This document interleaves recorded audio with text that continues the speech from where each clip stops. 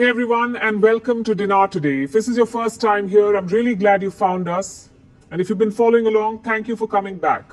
Today we're diving deep into something that's been creating quite a buzz in the Dinar investment community. And I think once you understand what's really happening, you'll see why this matters so much. We're talking about the 25% dollar range, what it means for the Iraqi dinar, and how all of this connects to the broader RV 2026 timeline that so many of you have been asking about. Before we jump in, let me be crystal clear about something. And I'm going to say this the same way every single time. This is not financial advice. I'm not your financial advisor. I'm not telling you to buy, sell, hold, or exchange anything. What I'm doing is bringing you information, analysis, and perspective so you can make informed decisions for yourself. My job is to help you understand what's happening, not to tell you what to do with your money. No hype, no promises, no pressure. Just honest conversation about what we're seeing in the markets and in the Iraqi financial system. Now, let's talk about what's been happening lately. Because if you've been paying attention to the dinar conversation over the past few months, you've probably noticed something different. The tone has changed. The focus has shifted. We're no longer just hearing endless rumors about secret meetings and overnight revaluations. Instead, more and more serious investors and financial analysts are talking about ranges, stability zones, controlled adjustments, and systematic progress. And one specific phrase keeps coming up again and again, the 25% dollar range. So what exactly does that mean, and why should you care? Let's break this down in a way that makes sense. Because understanding this concept is absolutely critical if you want to follow what's really happening with the Iraqi dinar. When we talk about a 25% range, we're talking about a controlled corridor within which the dinar is allowed to fluctuate against the US dollar. Think of it like guardrails on a highway. The currency can move, it can adjust, it can respond to market conditions, but it stays within defined boundaries. It's not locked in place, but it's also not allowed to swing wildly in either direction. This is fundamentally different from what a lot of people have imagined over the years. For a long time, many dinar holders believed that if the currency ever changed value, it would happen in one dramatic overnight event. You'd wake up one morning, check your phone, and suddenly everything would be different. Life would change in an instant. Banks would be flooded. The financial world would be in chaos. Now, I'm not going to tell you that's impossible, because in currency markets, technically anything can happen. But what I will tell you is that it's not how modern, globally integrated financial systems typically operate, especially when we're talking about a currency that wants to gain international credibility and trust. What serious institutional investors look for, what central banks monitor, what international financial organizations pay attention to is not drama. They're looking for behavior. They're watching how a currency holds its value over time. They're observing how it responds to economic pressure. They're measuring how it performs within established parameters. When a currency can maintain stability within a defined percentage range against a major reserve currency like the dollar, that sends a very specific signal to the global financial community. It says, we have control. We understand what we're doing. We're managing this process professionally. And control, my friends, is the absolute foundation of confidence in any currency. Without control, you have chaos. Without chaos management, you can't build trust. And without trust, you can't achieve the kind of international acceptance that Iraq needs for its currency to truly succeed on the global stage. Now let's talk specifically about why the 25% number matters, because I know some of you are thinking, is this some kind of magic number? Is this a secret code? Did someone discover this in a classified document? The answer is no. This isn't magic. It's not a guarantee. And it's not some insider secret. What it is a signal. It's an indicator that a currency is being given room to breathe and adjust without being allowed to break apart. It's like the Goldilocks zone. Not too tight, not too loose, but just right for controlled growth. If a currency range is too restrictive, too narrow, you strangle economic growth. There's no flexibility for the market to function properly. But if the range is too wide, too loose, you get volatility, uncertainty, and eventually a loss of confidence. A well-managed range, somewhere in that 20 to 30% corridor, tells sophisticated investors that the monetary authority knows what it's doing. It tells them that there's a plan, that there's discipline, and that there's the technical capacity to maintain that discipline even when conditions get challenging. For Iraq, this is absolutely monumental. Let's put this in historical context for a moment, because context matters tremendously when we're trying to understand where we are and where we might be going. For years, decades really, Iraq's currency story was purely about survival. It was about protecting what little value remained after wars, international sanctions, internal corruption, and massive institutional instability.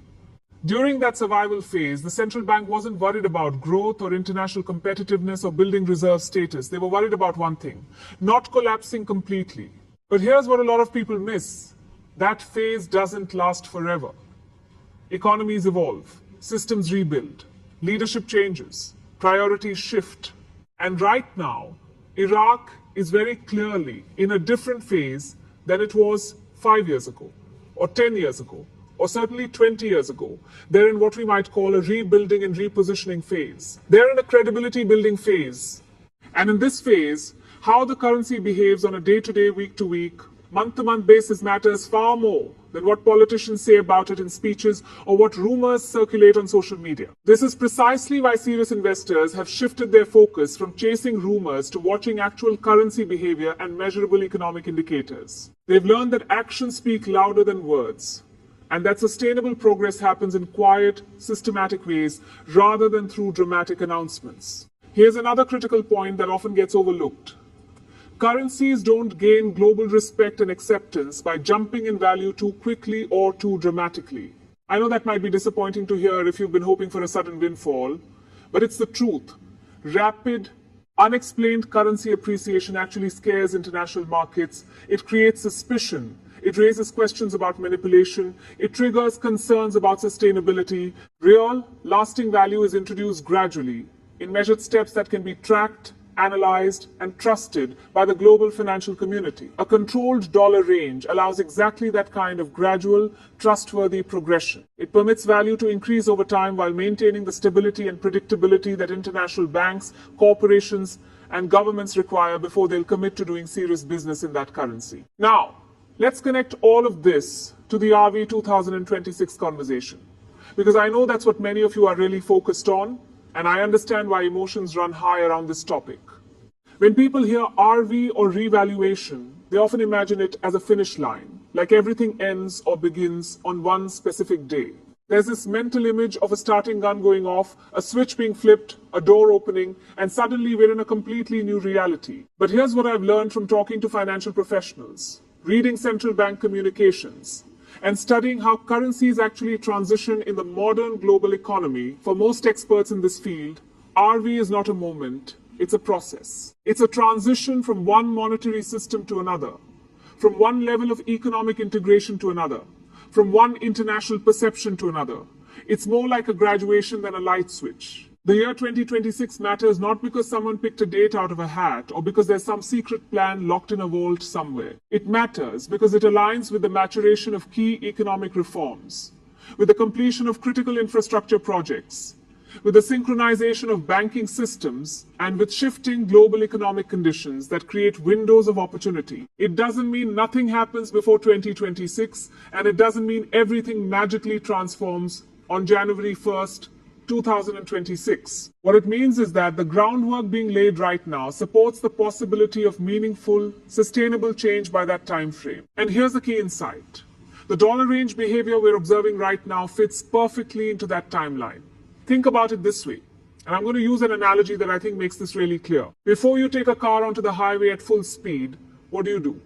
You test it at lower speeds first, you take it around the block, you drive it through your neighborhood, you make sure the engine responds properly, you verify that the brakes work, you check that the steering is tight, you don't floor the accelerator the second you turn the key in the ignition. That would be completely reckless, and you'd probably crash before you even got out of your driveway. Currency management works exactly the same way. Before you allow a currency to float freely or appreciate significantly on international markets, you test its behavior in controlled environments. You see how it responds to different market pressures. You verify that your central bank has the tools and the reserves to manage it. You make sure your banking sector can handle the technical requirements. You confirm that your economy can support the new valuation without creating inflation or other distortions. This testing phase, this proving ground period, that's what we're witnessing right now. And the 25% dollar range is a key part of that testing process. It's allowing Iraq's monetary authorities to demonstrate control and build confidence without taking on excessive risk. There's another crucial factor we need to discuss, and it's something that doesn't get nearly enough attention in the dinar investment community. The global dollar itself is under tremendous pressure right now. Inflation concerns, unprecedented debt levels, interest rate volatility, geopolitical stress, competition from alternative currencies and payment systems. All of these forces are testing the dollar's long-term dominance in ways we haven't seen in generations. Now, let me be very clear. This does not mean the dollar is going to disappear or collapse. That's not what I'm saying, and I don't want anyone to misunderstand this point. The US dollar remains the world's primary reserve currency, and that's not changing anytime soon. But what is changing is the dynamic, the relationship between the dollar and other currencies. As the dollar faces these various pressures, its relationships with emerging and frontier market currencies become more complex, more negotiated, and frankly, more important. When a currency like the Iraqi dinar begins to demonstrate stable, controlled behavior within a defined range against the dollar, that gets attention from international observers. Not because the dinar is challenging the dollar or competing with the dollar, but because it's proving that it can stand next to the dollar without falling apart. It demonstrates that Iraq's monetary system has matured to the point where it can maintain discipline and stability even in a complex global environment. That's a quiet signal. It's not flashy or dramatic. But for those who know what to look for, it's an incredibly powerful indicator of progress. Now, I want to speak directly to the long-term dinar holders for a moment, because I know many of you have been on this journey for years, maybe even a decade or more. I know this has been exhausting. I know it's been frustrating. I know there have been countless disappointments, broken promises, failed predictions, and moments where you questioned everything. I know some of you are tired of hearing this time is different because you've heard it so many times before and it wasn't different. So let me frame this in a way that's honest and grounded. The difference right now is not in what people are saying. Talk is cheap, and we've all heard plenty of talk over the years. The difference is in what systems are actually doing, and this is where I want you to shift your focus, because it makes all the difference in how you process information and manage your expectations. Watch actions, not words. Currency behavior inside a managed range, that's an action. Banking system alignment with international standards, that's an action. Changes in trade settlement mechanisms, those are actions. Infrastructure development, action. Reserve accumulation, action. Regulatory reform, action. When you see silence combined with structural progress, that's often more meaningful than loud promises and dramatic announcements. Real institutional change happens in quiet, systematic ways. It happens in committee meetings and technical implementations and policy adjustments that most people never hear about. And that's exactly what we've been seeing from Iraq over the past year. Another factor that's significant right now is Iraq's internal confidence level. Here's something crucial to understand. A country does not allow its currency to move or adjust unless it believes it has the capacity to support that movement. Think about what that means. It means they believe they have sufficient reserves. It means they believe they have sustainable revenue streams. It means they believe they have the institutional discipline to maintain the new position. It means they believe their policy frameworks are aligned and their systems are ready. Iraq would not risk currency instability, not after everything they've been through, not after the chaos they've survived, not after the painful rebuilding process they've endured. The fact that we are seeing controlled movement and managed flexibility tells you something very important about Iraq's internal assessment of its own readiness. They wouldn't risk this if they weren't confident they could support it. And you know what? Careful is good. Cautiousness is smart. Measured is professional. These are not weaknesses, they're strengths. They're signs of maturity in the system. Now let's talk about something that affects everyone watching this video. Fear. Fear shows up whenever we feel like we're getting close to something important. Something we waited for, something we've invested in emotionally and financially. Some people fear missing out. They worry that if they're not paying attention every single minute, they'll miss the opportunity. Some people fear being wrong again, looking foolish, getting hurt one more time after so many disappointments. Some people fear believing, fear hoping, fear allowing themselves to think this might actually be real after all these years. All of that is completely human and completely understandable. But here's what I want you to hear. Fear should never be your guide in making financial decisions. If something is real, if something is substantive and sustainable, it will not require panic. It will not demand that you rush. It will not punish you for taking a breath, gathering information, and thinking clearly. Real financial progress invites patience. It rewards calm analysis. It benefits from careful decision making. This is not a game show where you have to buzz in faster than everyone else. This is international finance. And international finance operates on institutional timelines, not on emotional reactions.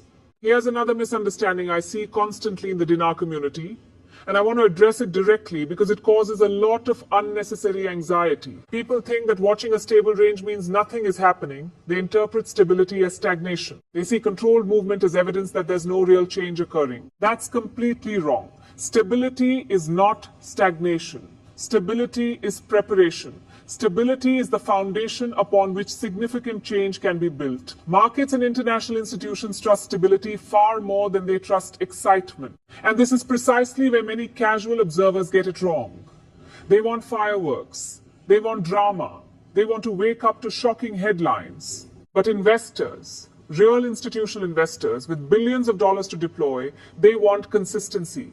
They want predictability. They want to see that a system can maintain discipline over time through various market conditions. That's what creates confidence. And confidence is what attracts capital. And capital is what drives real economic transformation. Let's talk about why banks and major financial institutions care so much about currency ranges, because understanding this will help you grasp why this phase is so important. Banks don't want surprises. They can't operate effectively in environments of high uncertainty and volatility. They need to be able to plan their liquidity, manage their risk exposure, and project their future positions with some degree of confidence. A currency that stays within a known, defined percentage range allows banks to do exactly that.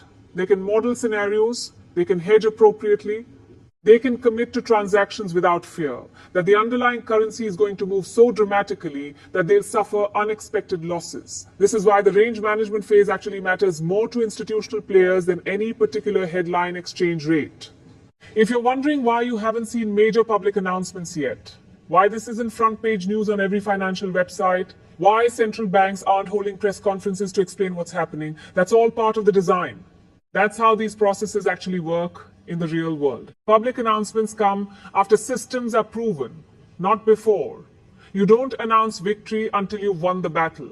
You don't declare success until you've demonstrated capability. Central banks and monetary authorities move based on results, not intentions. They care about what works, what's sustainable, what can be maintained under pressure. Here's another critical point that connects to the bigger picture. This is not just about Iraq in isolation.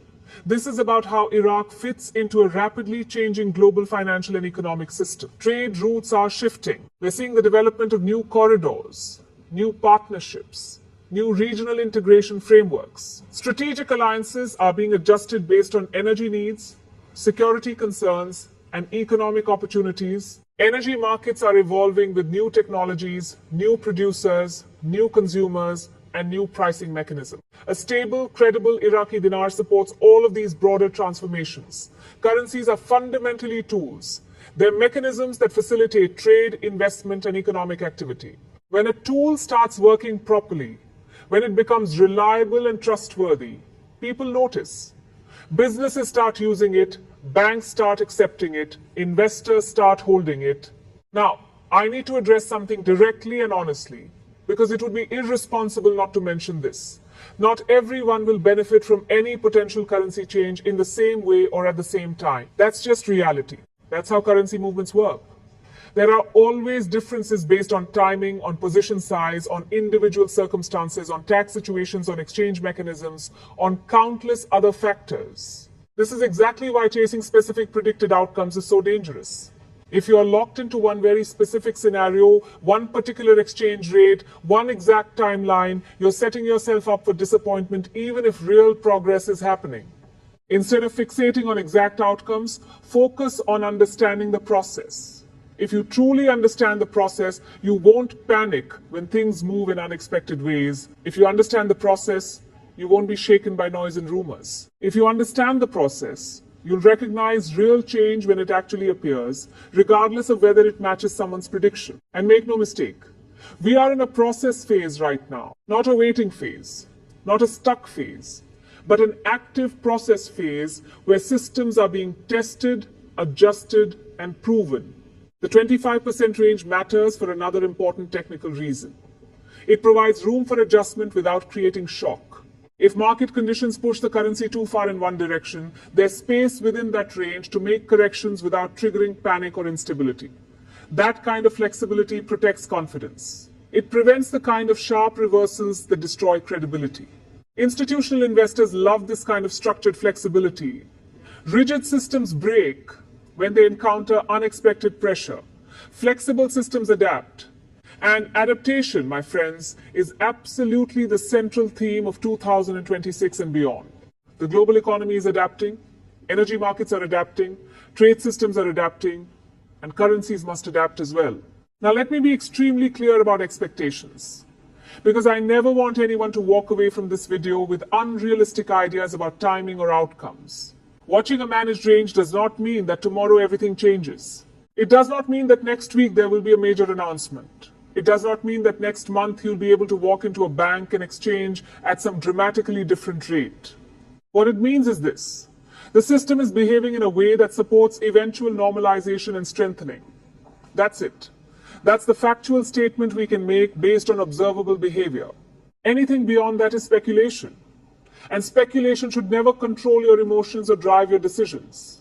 As we move forward through 2025 and toward 2026, you're going to hear more and more people in the financial community talking about ranges, bands, corridors, and control mechanisms. That's actually a very positive sign. It's a sign that the conversation is maturing, it's moving away from fantasy and rumor and toward reality and data. That's fundamentally a good thing, even if it feels less exciting on the surface than stories about overnight wealth.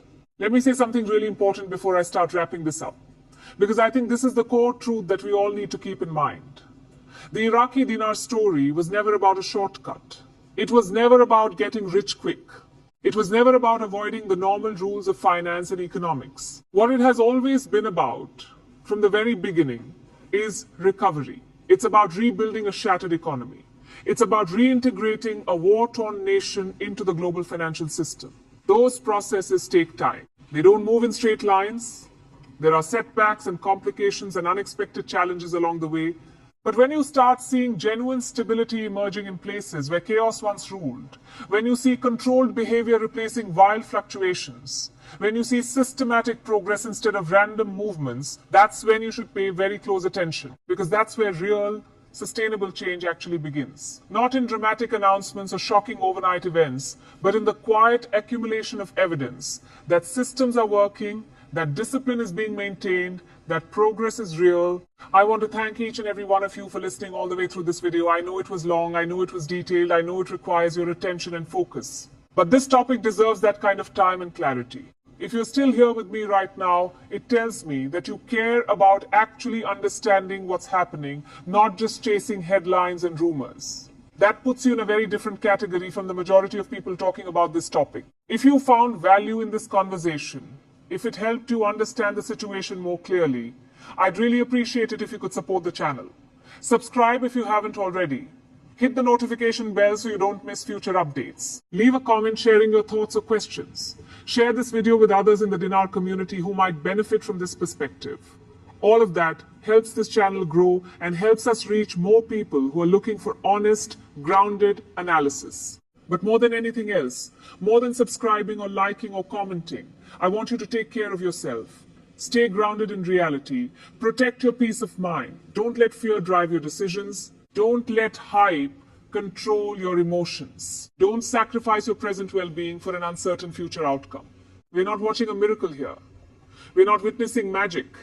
We're watching a process, a real-world process of economic development and monetary system evolution. And processes, by their very nature, reward patience, awareness, and calm, rational thinking. Thank you so much for being part of the Dinar Today community. I truly appreciate you taking this journey with me. I'll see you in the next update. Until then, stay informed, stay balanced, And most importantly, stay smart about your financial decisions. And before you go, I do have one more resource to share with you. If you want to stay updated on the latest news and analysis from multiple sources, go to Google and search for dinaropinions.com. This website aggregates the latest news, expert opinions, and updates from various sources all on a single page, making it much easier to stay informed without having to visit dozens of different sites. It's a valuable resource for anyone seriously following the dinar situation. Take care, everyone. See you soon.